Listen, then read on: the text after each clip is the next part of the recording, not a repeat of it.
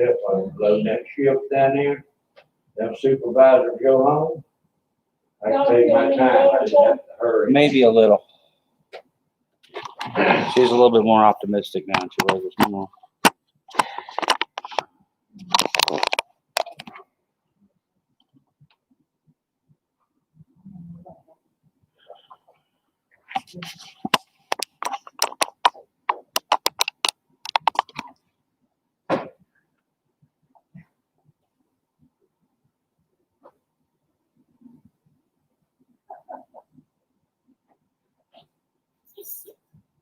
I did call Marissa, she said she'd been working doubles.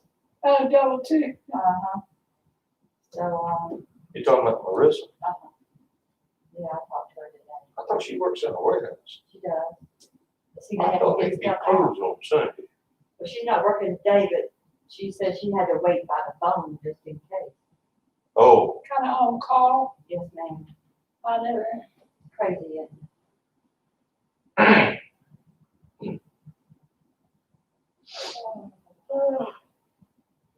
has she got her a car now? But she ain't got a license yet. Hi, me. Hey. Hello. Why you just closed? Hey. Oh, Hey, Lisa. Hey, Miss Reason. How you doing, baby? Oh, it's hot. I've been outside. Yeah, I know the sign in Armstrong, we were going in home today, 91 degrees. Well, Sandy said it was I love it on my car. Texas now. It was hotter than Eighty something. It's not, we haven't Hey, at had. least you got an air conditioner in that old. My neighbor, two doors down, I Ricky, didn't run it right. Ricky, well, I forget a lot of I it. tell you this, He's still blessed. I'm thinking about getting one put in the. They just got over. it. I'll tell you what, if it breaks down, the next thing I think it's gonna break, I'll just put gas in it and turn it on and listen to my audio books. It's all the air conditioning. Yeah, cause you sure can't buy one for 8 years. I never heard such. I like it real bad. If it has air and it'll crank when I turn it on and not leave me stranded on my. God bless it. We pray The for it. line crank, they don't have these. Miss Chris. And they wonder why I go to work, so I don't, so I'm sitting under the red light, so 200. What's your being cooked? Oh, wait, Those redheads are cooked on purpose, little fireballs too. Huh? She's such a sweet looking fireball. Is that what she did? Like I said, you have no air conditioner, it has to sit under right there, red light going across the bridge, Gulf Stream.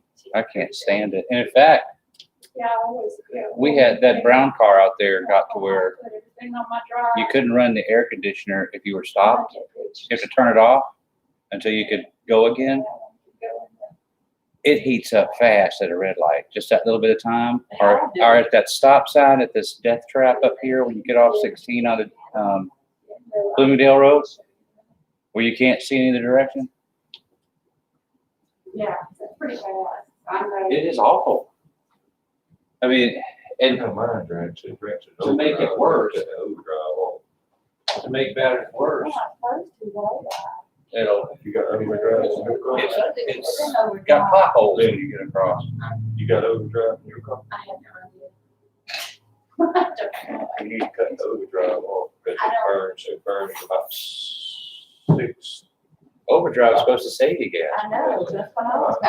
Mine don't, it burns the gas. Yours is broken now. That's why they put it in. It burns the gas. That's why they put it in, so they save gas. The way I understand it is, I heard it. Yours is broken. I don't like I don't know what makes you think something's wrong with your car. I just wish I had a car. I don't see the burger shut it. I took more gas. I'm trying to truck, just push the button, you got a little pop switch. Now that's what I want. That's true, too. What's I that? like Fairwell Park. Just push a button and it turns No, on. you used to go downtown, I used to go downtown all the time. Oh, yeah. I used to live downtown. I always go to the parking garage, so I don't have to. turn it on. Some of them side streets, but they done changed everything. Yeah. And but you can't hardly find a parking lot on the side streets. You don't have to change the car, then meters, and. Yeah, I don't like doing no parking. one time. I'm gonna give you one of those T stickers and put it on there, maybe Oh, that's okay. whatever they are. It is. You can get you one of them yellow bags like my dad used to have. Well, I think the paper all be parking in town. They don't change the rules. There's deals and stuff you get online. Have you seen the yellow bags? They don't want. Yeah, you put a yellow bag over Facebook. It's kind of illegal. Yeah, that's not It's wrong. not against the law. Okay, lead away, let's go, lead away. Good evening. Evening. Good evening. Your camera fell off again, Mr. Joe, back at you. Yeah.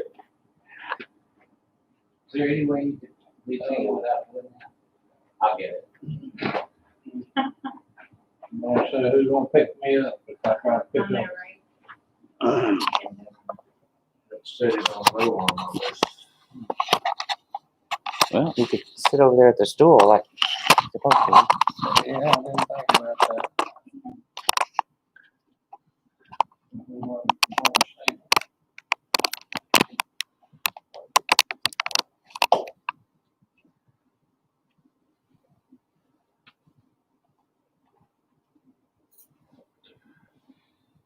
If you would, leave mark number 270 for song of encouragement.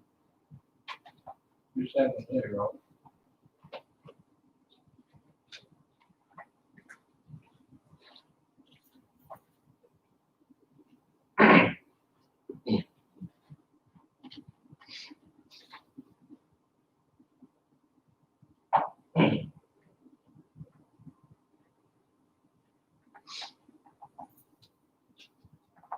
Brother Charles, would you lead prayer for us after singing this song? Yes, sir. We don't have anybody for December, so. Yeah. Yeah. Let's turn to sing number 222, 232, 222. 3, 10. Just two. Hey, I heard every meter more, I could hear, I was like, oh, I knew what I was.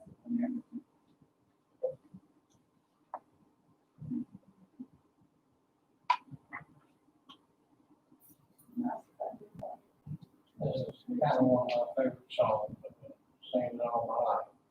Yeah, I like that, I hadn't heard that in a long time.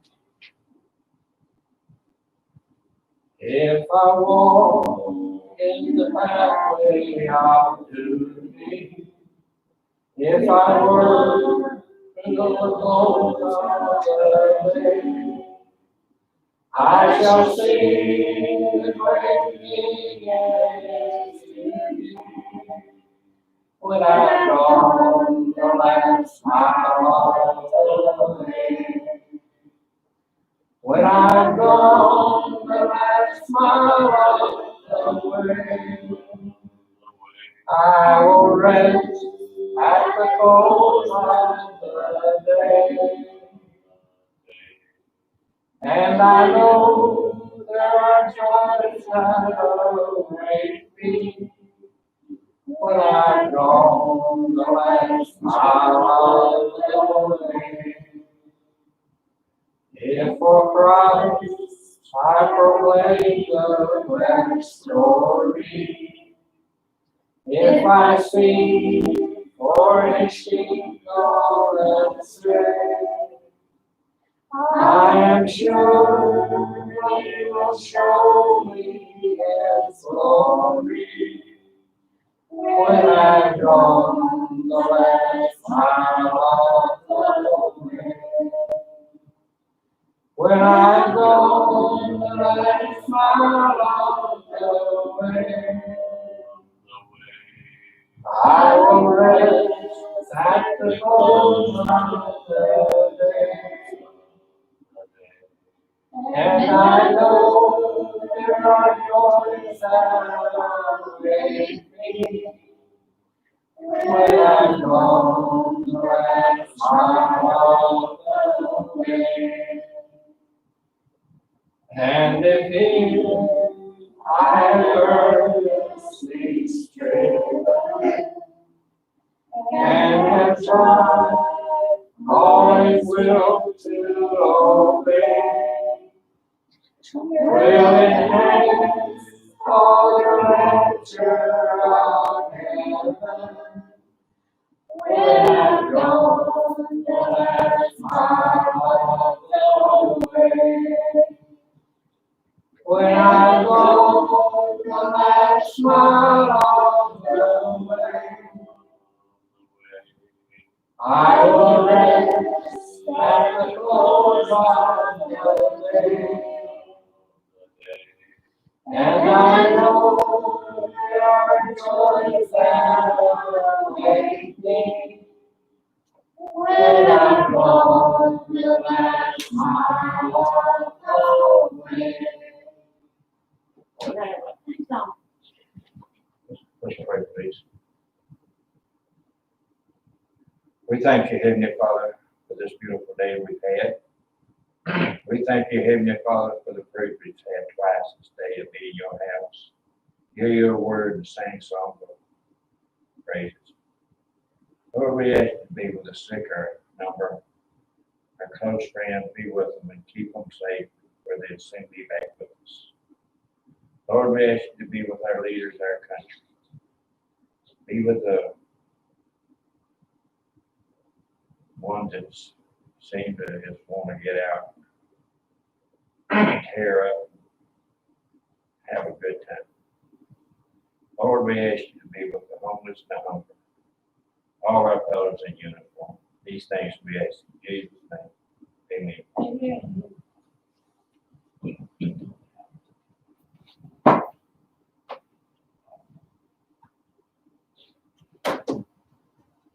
Good evening.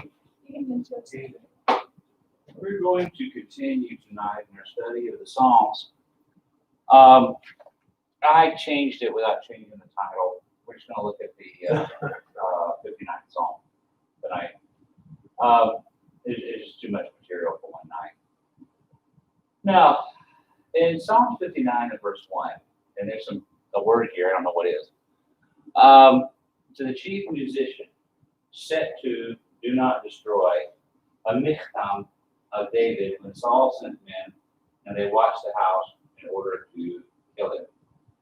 Now, perhaps when it says set to do not destroy, that is another song that we don't know. This is a tune that it's going to be.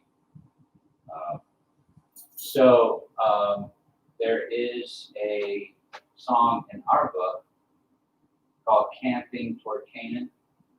That is the exact tune to an old song called Easter Parade. I don't know why somebody did that, but they did. They changed it, changed the word. Well, in this case, it could actually be a tune, as that's what it looks like. Now, I researched what this word michtam means, and I'm going to go ahead and say I have no idea what it is. Some biblical scholars think it means golden, which means, or it literally means an engraving, and they think that it might be that this psalm, and I think it's 50 through 59, or something like that, are supposed to be engraved and preserved. If you only have a few, these are the ones to have. But I'm going to go ahead and say the most truthful thing I know, I have no idea what it means. I have seen what several people have said. Some make a little more sense than others, and some, none of them satisfy me a little there. So that's something we're going to find out later.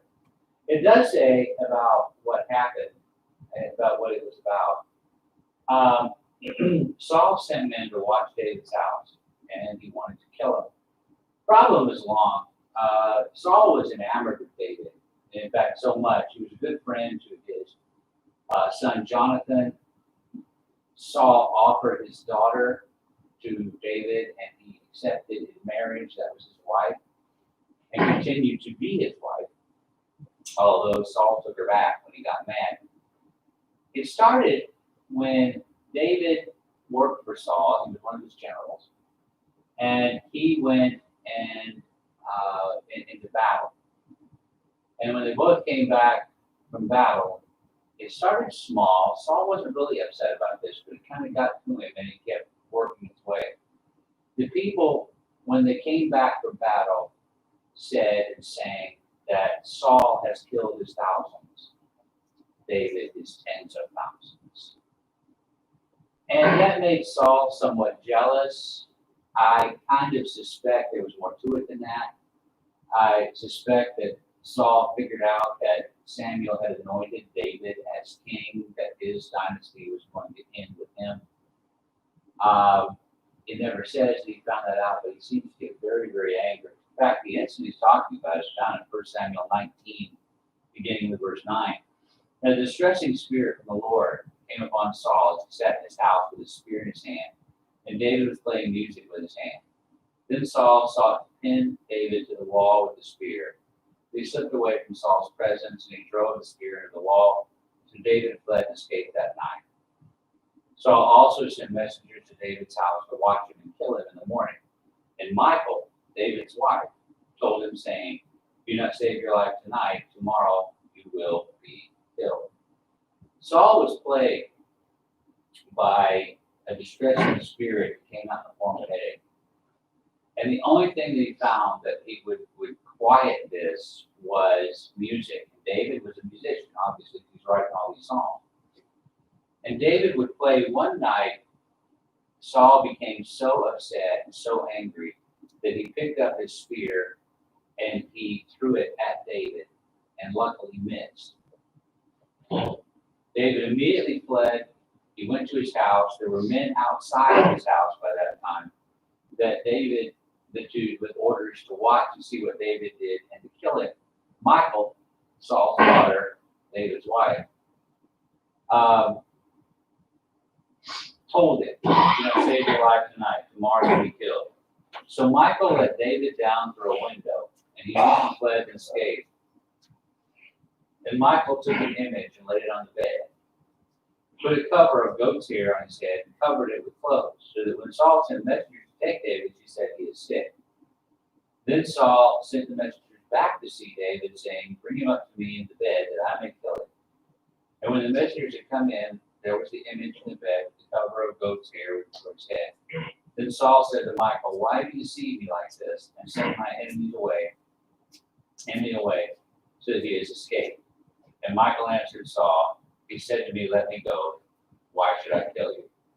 Michal, Saul's daughter, was the one that saved David this time.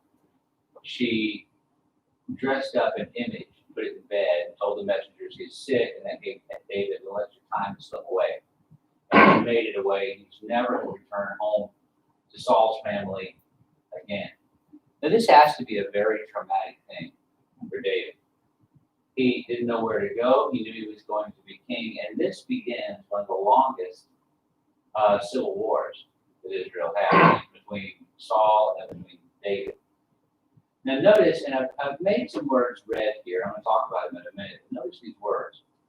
"Deliver me from my enemies, oh my God. Defend me from those who rise up against me. Deliver me from the workers of iniquity, and save me from bloodthirsty men. For look, they lie in wait for my life, and mighty gather against me. Not for my transgression, nor for my sin, O Lord. They run and prepare themselves to no fault of mine. Awake to help me, and behold, you therefore, O Lord, God of hosts, the God of Israel, awake to punish all the nations. Do not be merciful to any wicked transgressors. Selah." Now, notice these words that show David's desperation. Deliver me, defend me, save me, awaken to help me, and behold, he is actually pleading with God. He had barely escaped death after Saul tried to run into him with the spear, and now there's men waiting to pounce on him and to kill him. He calls them bloodthirsty men, which means they want him dead. They did not care if he was innocent or not. They didn't care one way or the other. All they knew is that Saul wanted him dead, so they wanted him dead. Now, there's a seeming parallel. Those who are full of sin and iniquity today live their life. They don't care who they run over, as long as they get their way. Many times, those who are like this know that they're doing is not right, but they're doing it anyway. Proverbs talks about this kind of people. Wrath is cruel and anger a torrent. But who is able to stand before jealousy? And in 14 verse 30, the sound heart is life to the body, but envy is rottenness to the bone. There are, and if you read the news or look at the news, there's some evil people in this world. I won't belabor the point, just I think we all know it. I'm not going to give you an example. There are some people who are just absolutely manifestly evil in this world. And many of them, from what it looks like, they know it. They know what they're doing is wrong, and they're doing it anyway. All they care is they get their way. Then, may I mention again, 'cause it's been a while since we talked about it, this word salah is used here. It's a musical term, showing what to put accent on, a pause or an interruption, so just wait right here for just a minute. I'm not sure if it's ever meant to be read. It just is it's a way to read it, is the reason it's there. Verse 6, at evening they return. They growl like a dog and go all around the city. Indeed, they belch with their mouth. Swords are in their lips, where they say, who hears? But you, O Lord, shall laugh at them. You shall have all the nations in derision. All right. This is not something that we deal with all that much today, because things have changed. You have to understand, though, that in Hebrew culture, dogs were unclean animals. They were not to be touched. They were not to be kept as pets. So dogs were wild dogs that were vicious. They fought among themselves for what few morsels of food they could find. They fought with man for what few morsels of food they could find. I tried to find, and it's tough to find, by the way, because of the way things are. If you type in internet search, that's where this comes from. Vicious dogs. You can barely find any pictures at all, because things have changed to that point. The second one reminded me of Donna's little dog, Bobo. That's one of the sweetest little animals now to Donna and I.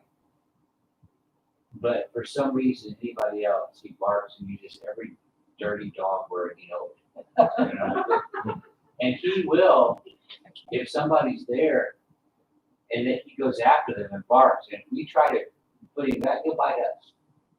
You know, he's a mean little animal. But honestly, you know, he'll sneak out of the kitchen, has his little gate, and put his paws up on my leg when I'm working at my desk. You know, he's gotten sweet now. But the first time he and I ever met, Donna brought him over here for the first time. He tried to kill me out in the backyard. Couldn't do it, but he tried. You know, he really came after me, just growling and barking and snarling and snapping. I just stood there. He had very few teeth, so I really wasn't concerned whether he bit me or not. And after a while, he just gave it up. From then on, he's not been best of friends, but it's Donna that really follows him. Mostly what we know of is dogs. Donna watches this Real Housewives of Beverly Hills show to fall asleep because it's boring. But there's a couple on there that have this little dog. I think it's a Pomeranian. It's a small Pomeranian. It's really sick, but they carry it everywhere they go. These big fancy parties. And in fact, somehow they wound up last night. Donna was watching it on Netflix. Or no, it's on Hulu. They took their hairs. I don't know how they got it in France without all that quarantine and stuff. I've said all of this stuff. You know, they call it jiggy, and they're all always has it in their hand. I didn't even know the dog could walk. He actually walked yesterday. But they always have a little outfit on him. They have some sort of disease that makes him lose his hair. But we have one like that. Our little Roscoe is always in either Donna or my lap. You know, he gets in bed, sleeps with us at night. One night he slept asleep really close to me, and I moved, and he barked and stuff with his little chirpy bark, and Donna picked him up and he bit her, trying to get him out of bed. Oh yeah, it was quite common. She was mad too, but then it wasn't too long before he brought back in her lap and she was holding him. In Hebrew times, though, dogs were big, good size. They were strong, and they were mean. They ran in packs to hunt, and they ate alone. They lived alone. They were one of the most vicious animals that David could talk about, and that's what he does. Then, after all of these horrible experience with people who are like the unclean curs of David's time, he then says, I will wait for you, O his strength, for God is my defense. My God of mercy shall come to meet me. God shall let me see my desire on my enemies. In other words, God is my fortress. This is where I will wait. This is where my help will be. This is where I will get help from everything that comes towards me. God is my defense. I will hold fast to the Lord God Almighty.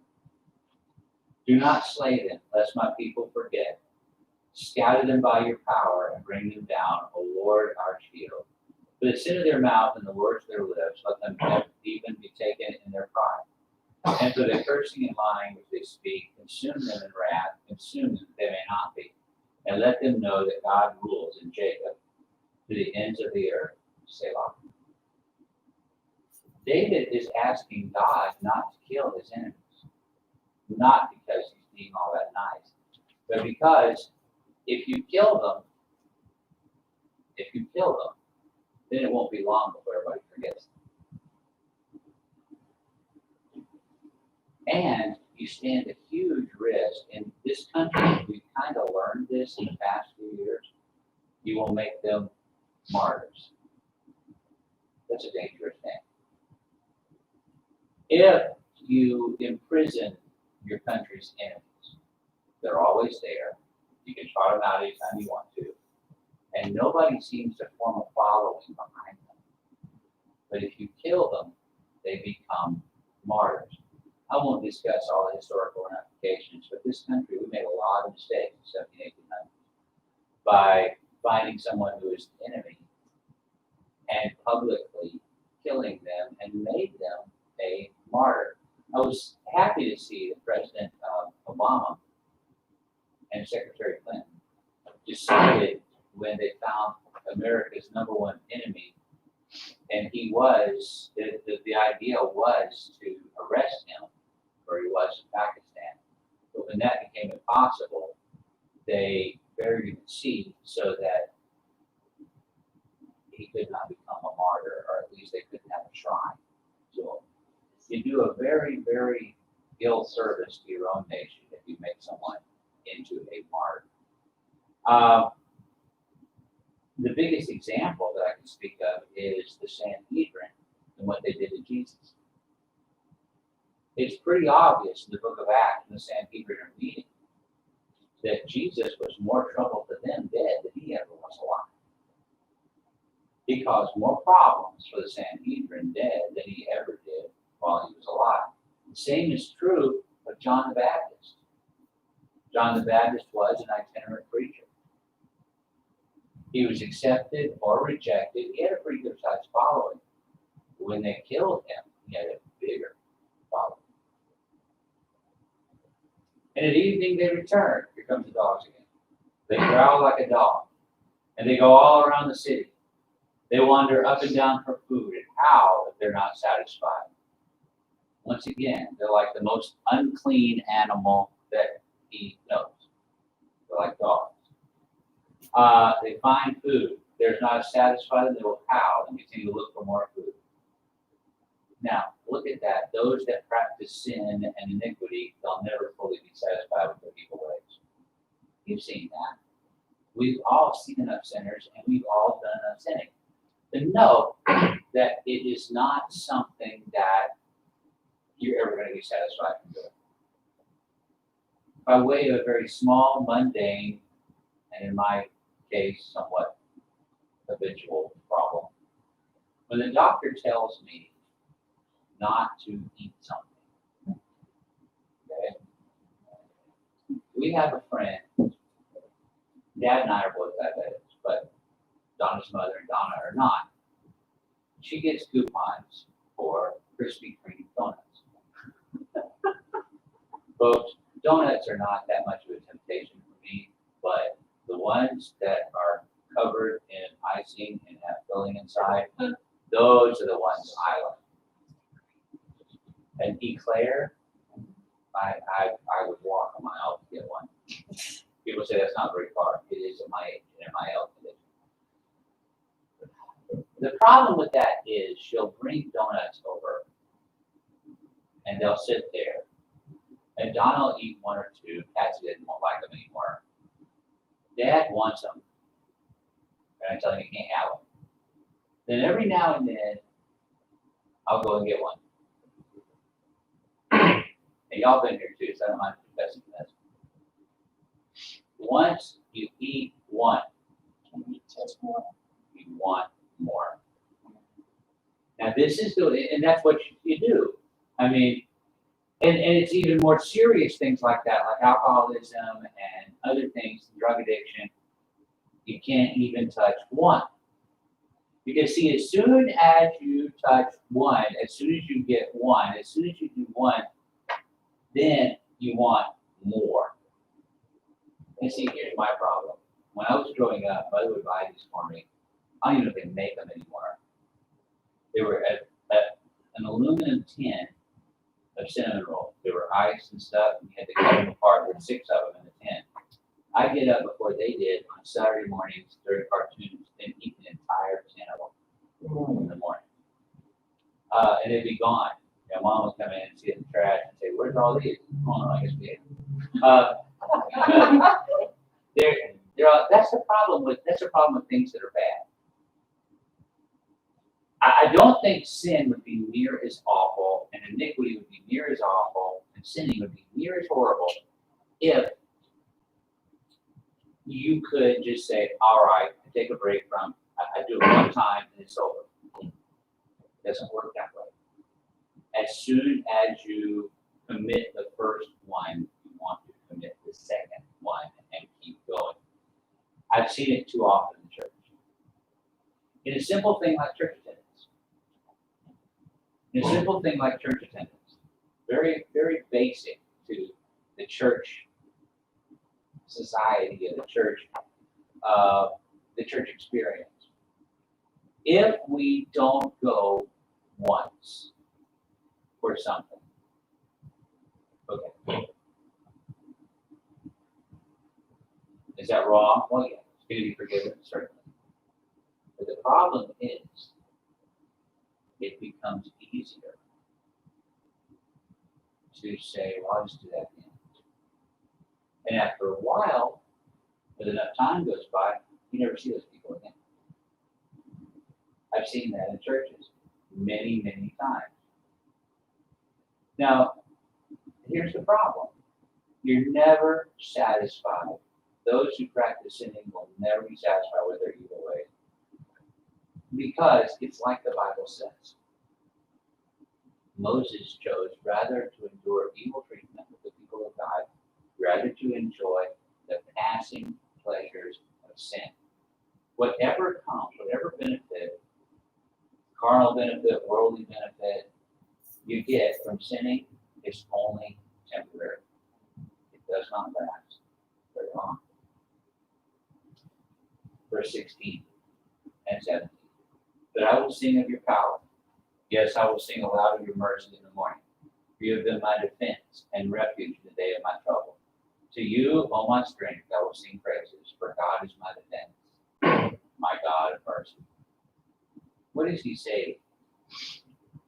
He's saying, no matter how bad and how horrible things get, no matter how many people are against me, no matter how many things happen, I can rest easy because God is my defense. See that? Isn't that beautiful? No matter how many people are against me, no matter how many people want me dead or want me to do harm, as long as God is my defense, I'm going to be fine. He has just outlined all of these problems in past. And then he says, but what? But I will sing of your power. Yes, I will sing aloud of your mercy in the morning, for you have been my defense and refuge in the day of my trouble. To you, O my strength, I will sing praises, For God is my defense, my God of mercy. Many times the solution to the problems that we have is not for us to do anything. Many times the solution is for us to sit back and allow God to sort these things out for us. Amen. Too many times I think we mess things up. We mess up God's plan by attempting to do it ourselves. And that's what David knows. All these people are against me. I can do absolutely nothing about it. And he really could. He really could. So I'll do what little I can, and God will be my defense for the rest. God will be my defense for the rest. I'm not going to stand in God's way. I'm going to put myself in a way where he can help me. And in David's case, it was to physically move himself out of harm's way. And now, there was no place he could go. There was no place he could go where Saul couldn't come after him. He tried a couple of times, and I think it was a mistake. I think he realized it was a mistake later on. He even, for a time, tried to ally himself with the Philistines. He realized the error of that and left. He realized what he would have to do as a general of the Philistines. He didn't do it anymore. And he never would go. In fact, later on in his reign, he would actually make war on the very Philistines that he fought for. I think he realized that was a mistake because he was trying to solve things. No one probably knows as well as David what it's like to sit back and let God solve my problem. I'm not saying we should just sit back and do nothing. What I am saying is do our best to make sure we're in a place where God can help us and then let him do it. If for any reason you stand in need, there's fine Lord's invitation when you come. Together we stand.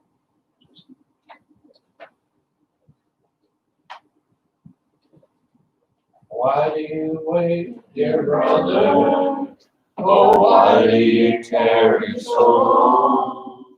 Your Savior is waiting to give you the blessed sanctified throne.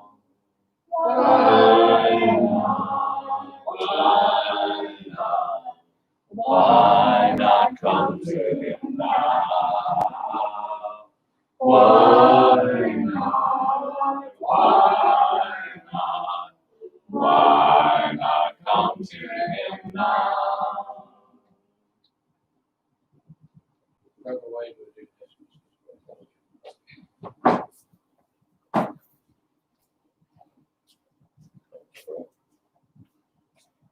Our Heavenly Father, thank you for this Sunday evening that we come here and sing songs and learn a portion of your word. Bless our soldiers, all this coronavirus, all the sick people that going through, Lord. Bless another day, Lord. Praise Him.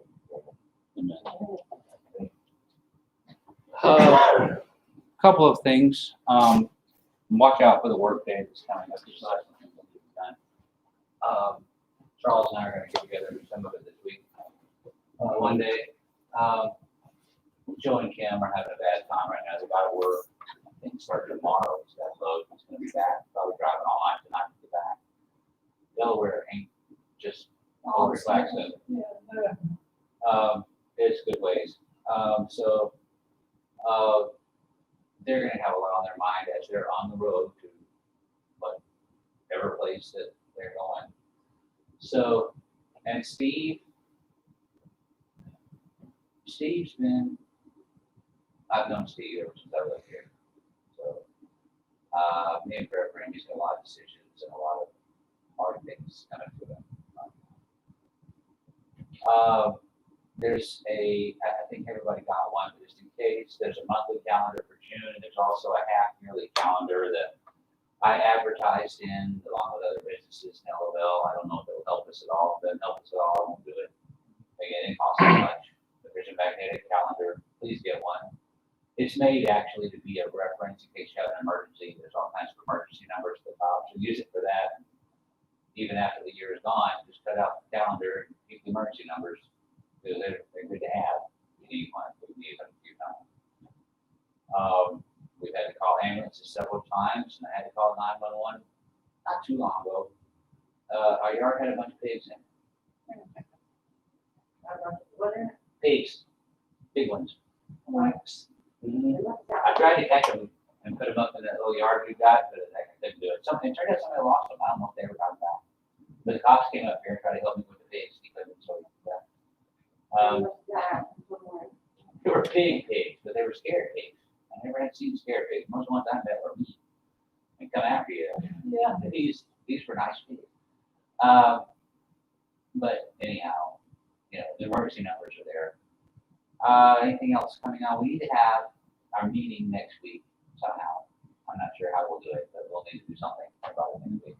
If not, then the week afterwards, I don't know if Jones will be in. It seems like they're out every other every other weekend, so we'll have it sometime soon. I can do the minutes from last time, but I can't do the treasurer's report. I don't have access to that, so. Let's see, anything else coming up? I don't think so.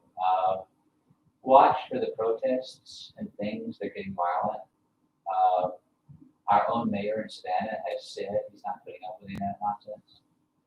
And in all fairness, I'm pretty sure it's not gonna happen here. In Atlanta, they're having trouble. Someone died in Minnesota. Minnesota, I think Chicago too, during the protests. It seems like, the folks, I'm not criticizing protesters. Our country was built on that.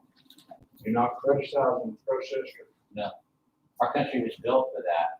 What's happening is when these peaceful protests are over with, there are people moving in behind them and using them as a shield and looting and all of that. That's what I was fixing to say. There are people, I'm not gonna even speak to the fact of whether it's legitimate or not, other than the fact is, in this nation, you are guaranteed two rights: the right to petition, which means the right to ask the government for redress, and the right to peacefully assemble. People who believe that these policemen should be arrested and they want to hold up signs, they have every right to do it. And we as a nation need to guarantee that they have that right to do it. However, people who do not peacefully assemble and are looting and doing all this other stuff, this is not guaranteed by the Constitution. And also, the Floyd family, and his name was Floyd that was killed, the Floyd family have asked, and they're completely right, they have asked that all of this looting and violence be ended, because that's going to draw attention from what they actually want accomplished, and they're completely right. I don't think there's any way now, if those officers, whichever one did whichever one, that's not my job, I'm not judging, but if they're ever brought to trial, I doubt there's any way now to find a jury for either side. They've already poisoned you, yes, but if it's on CNN, where did you have it? Everybody knows, and everybody, including what Charles just said, which proves everybody's already formed an opinion. So where are you gonna find a jury? I can't understand why the cop got to pay him on the B on their neck. I can't either. But You there's a can't lot, understand why he puts a knee on his neck. Right. He That's should not have put him Hold on him down. They should have put him on his back instead of. there's not, I've done that myself. there's not a lot in that video that says everything. Something happened in that car after they already put him in, because the thing happened after he came out of the car. So something happened that they couldn't show, but you saw something going on in the back of that police car. And then came out, I don't know what happened, and the only thing that's gonna find out what happened is the trial, and an investigation and a trial, and that's what needs to happen, and the American people need to sit back and let our legal system do Yeah. its Yeah. job. Seems like they don't want to wait on due process. I did not see anything since Wade brought it up, I did not see anything.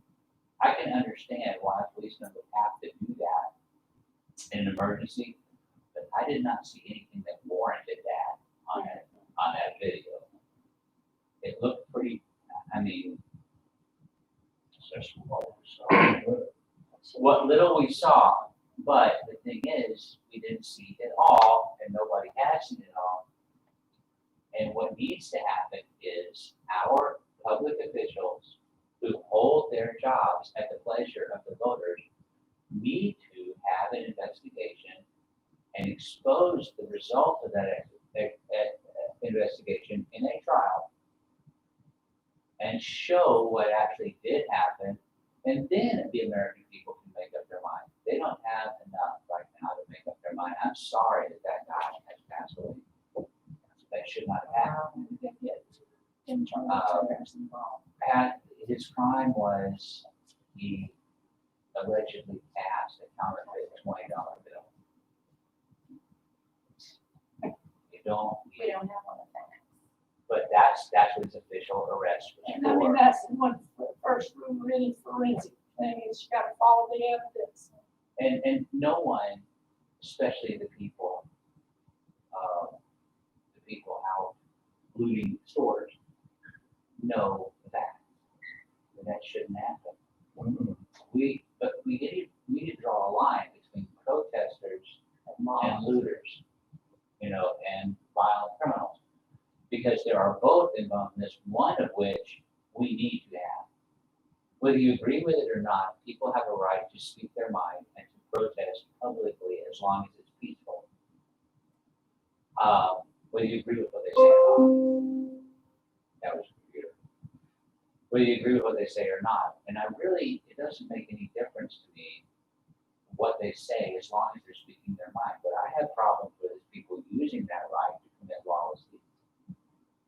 And that's what's going on right now in more cities than just Minneapolis. I've heard there's some problems in Atlanta right now too.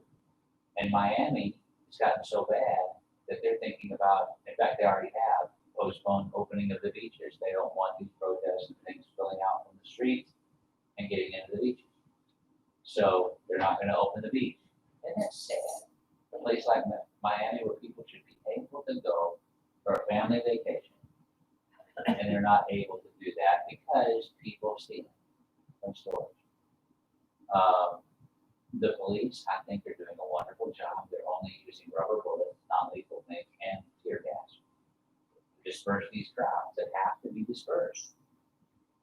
But so far as peaceful, Dad was saying this before, there's a bunch of people laying down in a park. That's peaceful. That's the I can't breathe protest. That's guaranteed by the Constitution. That's why we are America. Whether you agree with it or not, people need to be allowed to do that. And they're not harming anybody by laying on the grass. That's what I'm like there. I mean, they're protesting. They're not harming anybody.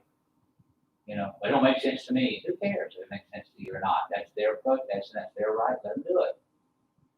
But you can't say that the people who are protesting what's going on and the people who are robbing stores are the same people. They're not.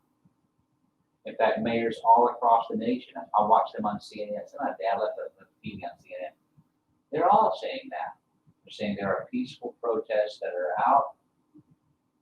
And then underneath those, or after those people go home, and when night comes, people come out and loot and use it as an excuse to rob and to loot and actually kill people. So our mayor has said that nonsense better stop. Van Johnson just said that's on a news conference today. That better not happen in Savannah. He said that there was going to be a protest today in one of the squares. He said he would be there. And, with his cell phone, and the mayor of Savannah calls the cops to come and arrest everybody there, he can do it. And he will. I can't vote, but I've been very impressed with him since he took office.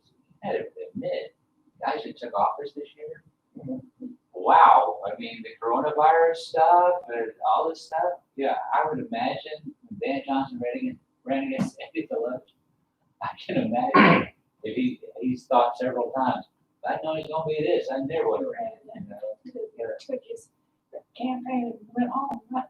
Well, this is Savannah, as much tourism as we have, we're gonna kill our town if we start looting. And start tearing up those historic stuff, you know. And people say you don't live in Savannah. No.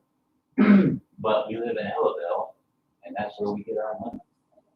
All, you know, our people work in Savannah and pay taxes on what they make in Savannah, so, you know, and I educate their kids, so they have their jobs in Savannah to pay taxes here, give me a salary.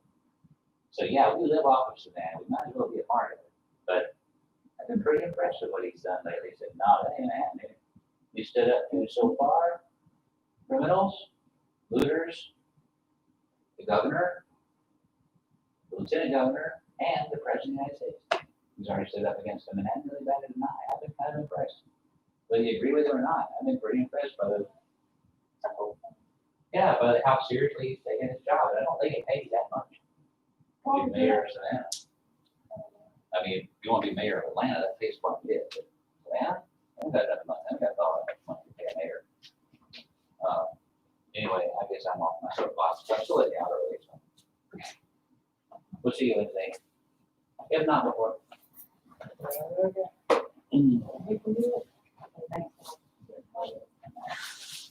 Hang in there. We'll do.